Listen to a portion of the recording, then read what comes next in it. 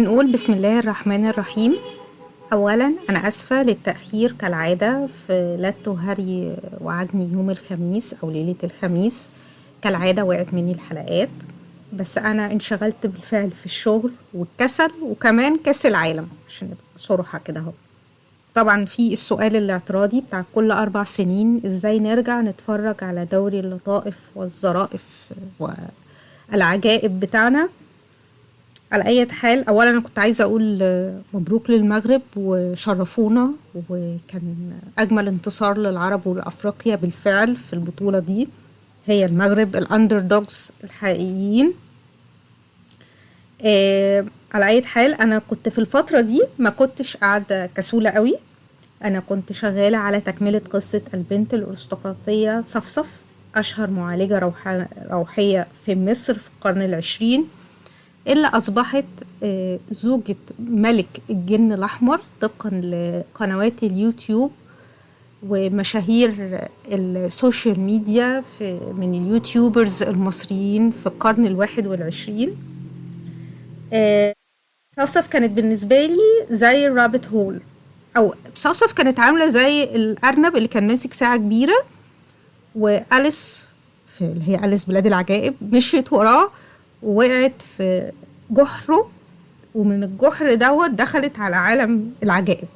صفصف محمد حسن كانت بالنسبة لي كده، يعني هي كانت بتخوفني وأنا صغيرة، تحولت لسيدة فتحت لي باب لعالم ما كنتش متصوراه من يعني ساب كولتشر أو ثقافة فرعية كانت موجودة في مصر حتى هذه اللحظة على موضوع الروحية الحديثة أو السبيريتشواليتي. على أي حال، أنا نزلت جحر الأرنب لبلاد الروحية الحديثة في مصر، فجأة لقيت عالم كبير فيه أسامي وأحداث ممكن نلت ونعجن ونهري فيها حلو قوي، ونتقل كده إن شاء الله، وممكن نلاقي حاجة حلوة. لأن أنا قعدت كتابة، لا هي مش قعدت كتابة، هي اوريدي أنا كنت موضبة حلقتين فجأة لقيتهم بهوأوا، وهتلاقوا أسامي ومعلومات لطيفة وحاجات ورؤساء جمهورية ووزراء وحاجات جميلة جدا وفنانين مشهورين. المهم، دلوقتي حلقة النهاردة دي مسجلة قبل يوم الخميس واجتماع لجنة السياسات النقدية في البنك المركزي، وربنا يجعله خفيف علينا، وأتمنى أن تكون الحلقة دي خفيفة عليكم.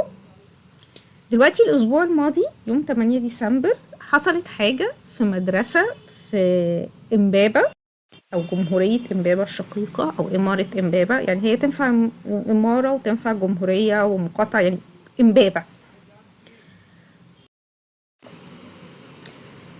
الحالة دي حصلت في مدرسة في إمبابة زي ما قلت، وأثارت لغط وهري ولت وعجن، ما وصلش بس للسوشيال ميديا، لا ده للمينستريم ميديا وبرامج النايت توك شو، وكمان وصلت لوزارة التربية والتعليم طبعا عشان هي المسؤولة عن المدارس.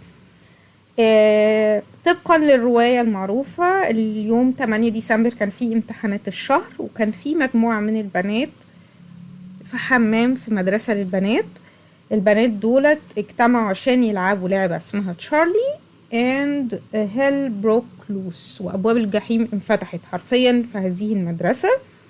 كان في كلام ان بنت توفت. طب ايه اللي حصل بالظبط في المدرسة الخاصة دي؟ هي مش مدرسة، انا يلا سبويلر تاني، هي مدرسة خاصة. انا هقرا رسالة تديكوا بالظبط الفكرة هو ايه اللي حصل. الرسالة ديت كانت كوبي بيست، وكانت فايرل بمعنى فايرل على الفيسبوك وعلى جروبات الواتساب، خاصة جروبات الماميز والأولياء الأمور. مصدرها الأصلي اختفى وغير معروف. هي انتشرت يوم 9 ديسمبر، يعني في 24 ساعة من الحادثة نفسها. وده اللي مكتوب منقول: بنات دخلوا حمام المدرسة عشان يلعبوا لعبة اسمها تشارلي، مش شارلي. اللعبة دي أمريكية، حبوا يقلدوها. كانوا حوالي 4 بنات أو أكتر، مش عارف، تقريبا اللي كتب الرسالة راجل. بنت كانت معاهم أخدت ورقة مكتوب عليها حاجات، فضلت تقول الحاجات اللي على الورقة حاجات غريبة كده، وفي الآخر البنت دي اتلبست. أيوة اتلبست، دخلنا بقى في السكة دي. البنت دي اتلبست واتكلمت بصوت غريب وهددتهم ان هما لو ما كملوش اللعبة هيموتوا. فالبنات خافوا وكملوا لعب لحد ما شافوا البنت اللي اتلبست عينيها نزلت دم ولونها اسود ومشيت على الحيطة بطريقة غريبة. احنا دخلنا بقى في سكة الافلام الرعب الامريكية. بنت جالها سكتة قلبية، وبنت وقعت نفسها من الدور الرابع. انا مش عارفة هو الحمام كان في الدور الرابع ولا البنت طلعت الدور الرابع ورمت نفسها. واحدة فضلت تعور في نفسها. البنت اللي اتلبست دخلت على المدير كانت هتخنقه. طب والمدير حجمه قد ايه ان في بنت صغيرة تخنقه؟ مهم. المدير من المنظر دخل المكتب وقفل على نفسه. طب هي مش هي البنت دخلت على المكتب نفسه يعني يعني اوكي مش هسكت. قفل على نفسه الباب من الخوف. المهم حبسوا البنات في المدرسة، واللي فتح الباب كانوا أولياء الأمور. بصراحة قصة غريبة، بس فعلا الدنيا اتقلبت والإسعاف داخلة خارجة والشرطة راحت. ربنا يستر على أولادها، على أولادنا. فعلا أمين يا رب، ربنا يستر على أولادنا كلهم. طبعا هو أنا لفت نظري إن كان الموضوع إن البوست نزل يوم 9 ديسمبر، يعني بعد 24 ساعة لحدوث الواقع. البوست اللي لقيته كان عليه ردود من نوعية أيوة دي مدرسة أختي وصاحبتي وهم أكيدوا الكلام دوت، وفي حد قال إن هي مدرسة خاصة وحكوا وعملوا. اللي هو يعني فيلم أمريكاني رعب، Insidious Imbaba School Edition. المهم أنا افتكرت في الأول الحق يقال إنها مدرسة ثانوي، لأن يعني ده السن اللي بيحصل فيه يعني من الآخر إصابات هستيريا جماعية، مجموعة من المراهقات في سن لعب الهرمونات مع ضغوط أسرية واجتماعية ودراسية مفيش داعي لسردها. وبعدين تم ذكر معلومة في التعليقات إن دي كانت مدرسة إعدادية وإن البنات كانوا في أولى إعدادي. أيوة إحنا بنتكلم على أطفال. على فكرة الموضوع ليه خلاني أشك إن هم مدرسة ثانوي، لأن حصلت في مصر قبل كده وعلى الأقل محافظة الجيزة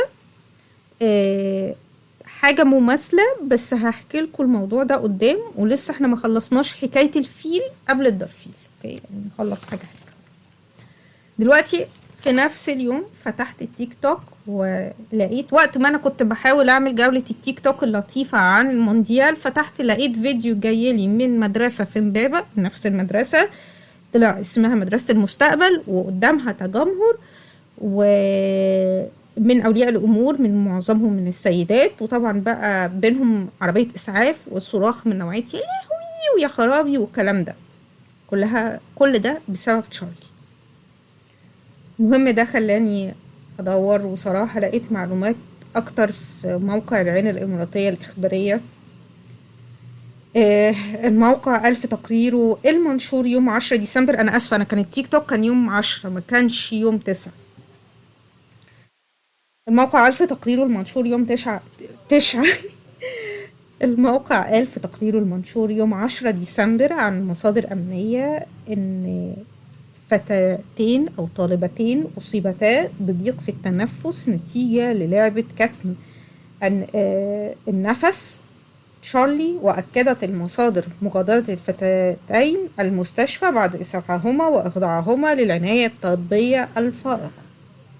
أولا تصحيح، لعبة كتم النفس دي غير لعبة تشارلي. لعبة كتم النفس أو تحدي كتم النفس الله يخرب بيته أو البلاك أوت تشالنج دي لعبة أو تحدي كان منشور على تويتر على التيك توك. أنا أسفة ربنا يخليني يعني بالهري اللي موجود في تيك توك دوت والتشالنجز دي نحمد ربنا على تويتر والهري بتاعه.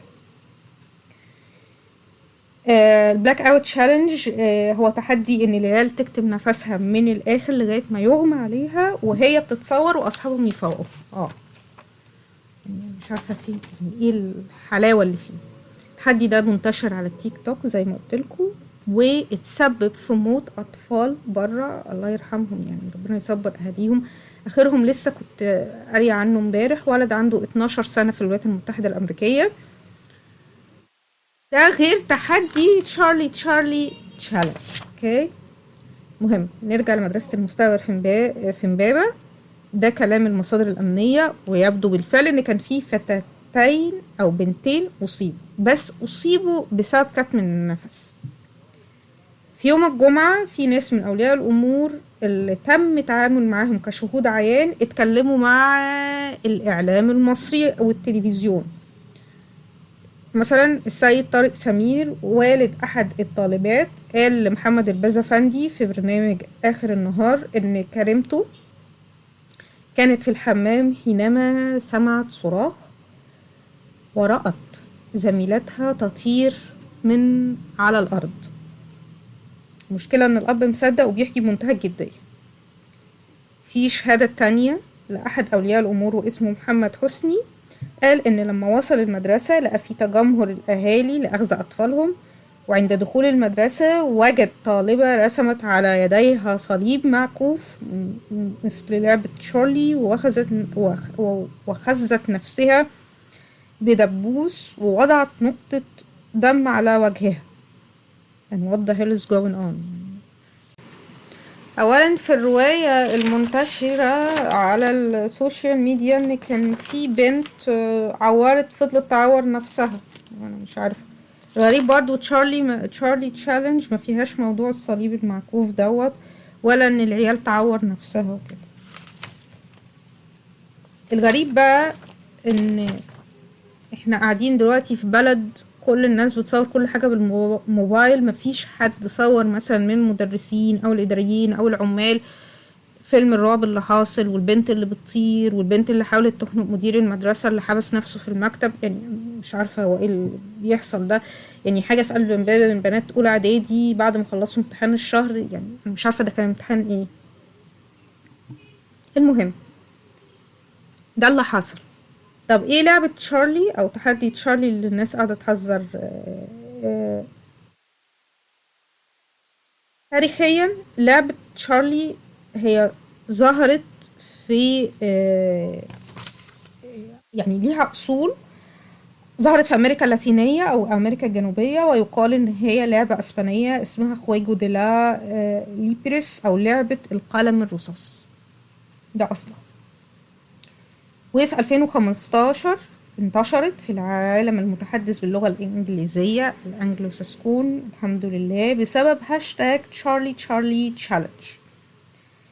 واللعبة ان انت تجيب ورقة وتحط في نصها القلمين على شكل صليب، وتكتب يس ونو في الاربع اركان اللي هي معمولة زي مثلا شكل البوصلة كده في الاربع اركان، يس ونو. مفروض اللاعبين، مش عارفة فين اللعبة، يعني هي اللعبة في ايه، ان اللعبة دي يسألوا كائن سوبر ناتشرال اسمه تشارلي، كائن خارق، مش عارفة بقى سبيريت، روح، شبح، الله أعلم، أسئلة yes or no question، وهو يجاوب إن هو يحرك القلم اللي على القلم التاني ناحية yes or no، والأستاذ شارلي بقى هو اللي يحرك القلم الرصاص. اوكي. تاريخيا في ناس بتدعي إن اللعبة دي ليها علاقة بالويجا بورد أو السبيكينج بورد اللي مفروض بيتم استخدامها للتحدث للأرواح. احنا راجعين تاني ليك يا حاجة صفصف. بس في معلومة لطيفة ان الويجا بورد اصلا كانت لعبة. والله كانت لعبة. هي اللعبة تم ابتكارها في الولايات المتحدة الأمريكية في 1901، وحاليا من يمتلك التريد مارك أو اسم كلمة ويجا برا هو شركة الألعاب الأشهر، الألعاب الطاولة أو التيبل البورد، أو أنا أسفة البورد جيمز، هاسبرو، اللي هي من أشهر الشركات على مستوى العالم، اللي أظن تمتلك مونوبولي والألعاب ديت اللي هي اللي أنت تفرش لعبة على الترابيزة اللي هي ألعاب الطاولة. كان في القرن ال19 مع بدايات المودرن spirituality حاجة في أوروبا اسمها السبيكينج بورد. والسبيكينج بورد دي على فكرة كانت من أدوات النصب القديمة اللي كانوا بيستخدموها من كانوا يدعوا قدرتهم على التواصل مع الأرواح من العالم الآخر. يعني ثبت إن هي مش حقيقية. المهم هنرجع نسيب القرن ال19 وننط على القرن ال21 وتشارلي.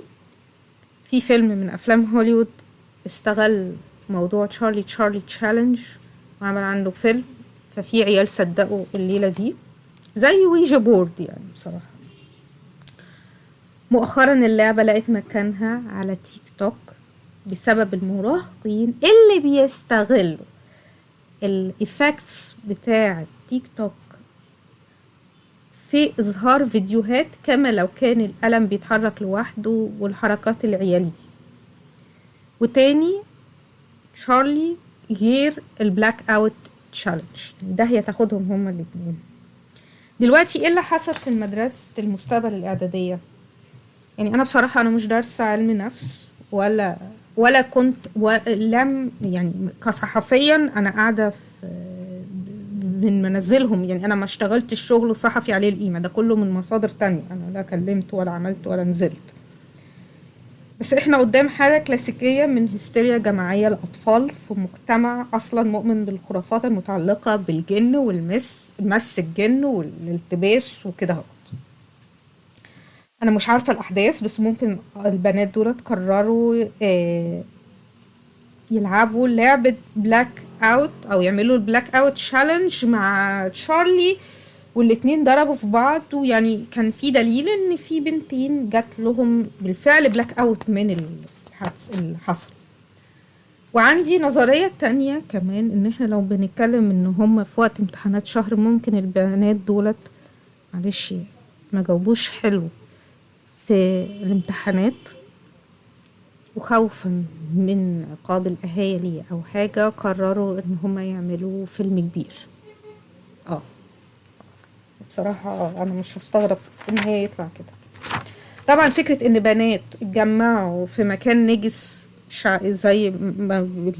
زي الحمام في الخيال الشعبي أو الثقافة الشعبية خلت قصة إن تشارلي عفريت ولبس البنات والصراخ وكده خلى إن الأهالي كمان تصاب بهستيريا جماعية والمدرسة تصاب كمان، وهم كمان يؤمنوا ويقرروا إن في بنت اتلبست ومشيت على الحيطة وحاولت تخنق ناظر المدرسة أو مدير المدرسة، يعني اللي هو أكيد أضخم وأكبر منها. يعني إحنا بنتكلم على بنت في أولى إعدادي بتحاول تخنق مدير المدرسة، يعني أنت تخيل بس الصورة دي. طب ما هي الهستيريا الجماعية؟ طبقا لتعريف ويكيبيديا هي أحد أشكال الهلع والفزع الجماعي التي تنتقل من شخص مذعور إلى شخص سليم، وتاريخيا هي تحدث تكرارا ومرارا. طبعا دايما بيحطونا إن هي بتحصل مرارا وتكرارا في السيدات، وكانت أقدم نوعية من الحوادث الهستيريا الجماعية كانت لمجموعة من الراهبات في فرنسا. وهي على فكرة هي الهستيريا الجماعية دايما السلوك المرتبط الجماعي هي دايما بتبقى ليها جزء أو أسبابها أو كده هنلاقي فيه مجموعة من الأوهام والمخاوف سواء كانت حقيقية أو خيالية. طبعا الأوهام خيالية، السكان بينشروا حالة الفزع والهلع ده إن احنا نكبر حدث ما ونكبره ونديله تفاصيل مرعبة ترعب اللي قدامه. هي دايما يعني أنا بحس إن الهستيريا الجماعية دايما بتكون مش منطقية. العقل الجماعي طبعا بيبقى هو المسيطر عليها أو على المجموعة اللي هي بتصاب بيه. مفيش طريقة إن احنا نستخدم عقلنا ونقول ثانية هو إيه اللي حصل ده. دلوقتي انا هحكي لكم حاجه دي من ذكرياتي وانا بكبر، اللي هي قصه الدرفيل، وهي يعني حاجه اكسترا وممكن تشرح لكم ليه انا افتكرت الواقعه دي حصلت في مدرسه ثانوي. اوكي، انا كنت صغيره وفاكراها حلو. هي في منتصف التسعينات في 1995. السنه دي كانت فيها حادثه مهمه جدا على المستوى الدولي، ان حصل هجوم في مترو طوكيو في مارس 1995 على يد جماعة إرهابية متطرفة religious cult اسمها أومو شينريكيو. دلوقتي ايه العلاقة بيها وبين طفلة فتكة في الجيزة؟ اوكي، انا فاكرة انا كنت راجعة في باص المدرسة في المهندسين، ومرينا على مجموعة مدارس حكومية. عارفين احنا طبعا عندنا اللي هي بتبقى بلوكات المدارس. فجأة الباص وقف لأن كان في دوشة في الشارع وزحمة جامدة وصراخ وصويت، والمشرفين سألوا ايه الموضوع، وطبعا احنا كلنا من الشباك. فاتقال لهم ان في اغماءات حصلت في مدرسة ثانوي بنات. طبعا بقى منظر الاهالي والبنات وكده كان حاجة جامدة بالنسبة لي. يعني وقتها كان بعد حصول الهجوم الإرهابي في طوكيو بغاز السرين على يد جماعة متطرفة أومو شينريكيو، واللي تسببت في قتل 13 شخص وإصابة 50 شخص إصابات حادة بالغة. وحتى هذه اللحظة في إصابات بين 1000 ل 5000 واحد من اليابانيين أصيبوا بيه. كان هجوم حصل في 3 محطات في ساعة الذروة في طوكيو. في المترو هو يعني شريان الحياة بالفعل في اليابان. وقتها كمان جيل اللي هو التمانينات والتسعينات فاكرين كان وقت العمليات الإرهابية في مصر. كانت الدنيا شوية مكهربة في ايه. طبعا انت عندكم الإعلام، يعني احنا عندنا الإعلام لما كان تحصل مصيبة بره والمصيبة دي بتحصل لنا، فاحنا بنحب نوري لا هي شايفين المصايب بتحصل اهو، احنا عندنا عمليات إرهابية اهي، اليابان عندها عملية إرهابية ما تخافوش اهي بتحصل في اليابان وبتحصل في اللي أحسن مننا. طبعا كان الاعلام كله مركز، وطبعا هي حصلت في اليابان وعمليه ارهابيه وايه ده. المهم بالليل الجرايد جت، وفجاه لقيت قصه المدرسه الثانوي دي موجوده، والعيله قاعده تتكلم عليها. والروايه كانت على التالي: بنات مدرسه ثانوي تجاري شافوا وشموا غاز غريب في الفصل، اغمى عليهم، وشاهد عيان شاف رجل اسيوي ماشي في الشارع قدام المدرسه وكان مريب ومعاه شنطه. هو نعم، نعم بجد. وطبعا تاني يوم الإشاعات والكلام بين الكبار في باص المدرسة إن كالعادة إحنا في مصر حقل تجارب، وتلاقوا اليابانيين بتوع الجماعة الإرهابية دي هم اللي ورا إغماءات المدرسة الثانوي التجاري اللي عدينا عليها دي. وهو ده يا أصدقائي معنى الهستيريا الجماعية، كما تقول عقل جماعي بتفكير غير منطقي بالمرة. اللي هو أم شينريكيو اللي كانت من أقوى الجامعات في اليابان وليها فرع في روسيا واستراليا، هتسيب كل العالم وتجرب غاز السيرين اللي هو أصلا ملوش ريحة في صورته النقية في مدرسة ثانوي بنات في مصر بعد عمليتها الإرهابية في طوكيو. يعني أنا مش عارفة، اللي عايز يجرب يعني يعملها حتى قبل العملية. وعلى فكرة هم استخدموا غاز السرين وغاز الأعصاب وأنواع تانية من الغازات. جماعة أم شينريكيو كجماعة إرهابية كانت من أوائل يعني من مش أوائل، من قلائل الجماعات الإرهابية والكالت الإرهابية اللي استخدمت biological warfare، يعني biological أسلحة بيولوجية بالفعل وغازات ضد الشعب أو المدنيين. دي تقريبا ما حصلتش كتير، هي ما بتحصلش غير في الحروب للأسف. يعني احنا بنتكلم على ليفل الجماعة دي بالفعل كانت حاجة يعني أنا مش متصوراها. الفكرة ان اليابان اكتشفوا في التحقيقات ان الجماعة دي كانت بتعمل تارجتنج او السياسيين اليابانيين كانت بتحاول تختلهم عن طريق الغازات السامة دي، لكن لكذا مرة تفشل ويعيدوا التجربة لغاية ما حصلت الموضوع ده. أم شينريكيو كانت دي أظن التريد مارك بتاعها، يعني ده اللي هي يعني عايزة أقول لكم إيه، زي ما الجماعات المتطرفة الإرهابية اللي هي زي داعش قاعدة بتستغل التفجيرات الإرهابية، سواء في السوسايد بومرز، كانوا هم الحاجة المميزة ليهم استخدام الغازات. المهم نرجع تاني للبنات ثانوي في مصر. أنا حتى الآن مش مستوعبة إن إزاي حادثة زي بنات أغمى عليها وتلاقيها بنت مثلا جالها هبوط، مع وجود مثلا راجل آسيوي لسوء حظه كان ماشي في الشارع، ده لو حتى كان في راجل يعمل كل الرواية دي، وإن كمان تنزل في جورنال. حاجة صعبة. على فكرة مؤسس أومو شينريكيو شوكو أساهارا تم إعدامه في اليابان شنقا في يوليو 2018. يعني أكتر من 20 سنة في الموضوع ده. كانت أظن لما قريت إن كانت في، هي طبعا القضاء إن هي التقاضي وإن هو نقد ومش نقد والكلام ده. مفاجأة بقى إن جماعة أومو شينريكيو لم تنتهي، لأن هي موجودة حتى الآن، بس ليها أتباعها اللي رفضوا النهج المتطرف العنيف وقرروا يسموها جماعة أومو. المهم نرجع لمصر من 1995 ومدرسة ثانوي تجاري لمدرسة المستقبل الإعدادية الخاصة في 2022 في الجيزة. أنا مش عارفة مالها محافظة الجيزة. وبصراحة هو ده يا جماعة الهستيريا الجماعية، يعني هي هستيريا جماعية، لا في جن ولا لبس ولا تشارلي عفريت. أول مرة أشوف جن اسمه تشارلي، يعني تشارلي هيجي علشان مجموعة بنات ويلبسهم وبنت تمشي على الحيط ونطاط الغيط وحاجات غريبة وتحاول تخنق مدير المدرسة. لا هي الموضوع طبعا لو حد قال ان يبقى في child psychologist يحقق في الموضوع دوت، الاهالي هتبقى لا تقولك لا بنتي ملبوسة على ان هي تروح تشوف دكتور نفسي، وده للأسف.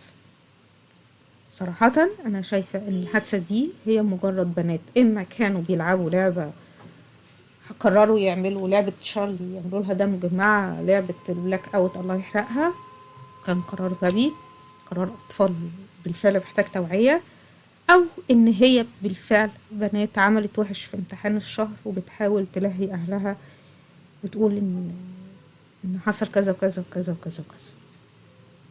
اهو احنا بس اوريكم ازاي الهري اللي على اصله في بلدنا، ان بنات يجيلهم اختناق وكتم نفس تتحول لبنتين، واحدة حدفت روحها من البلكونة والتانية جات لها سكتة قلبية والتالتة مشيت على الحيطة.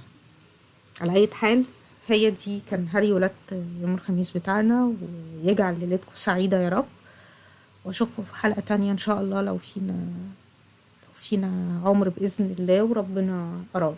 يلا تصبحوا على خير.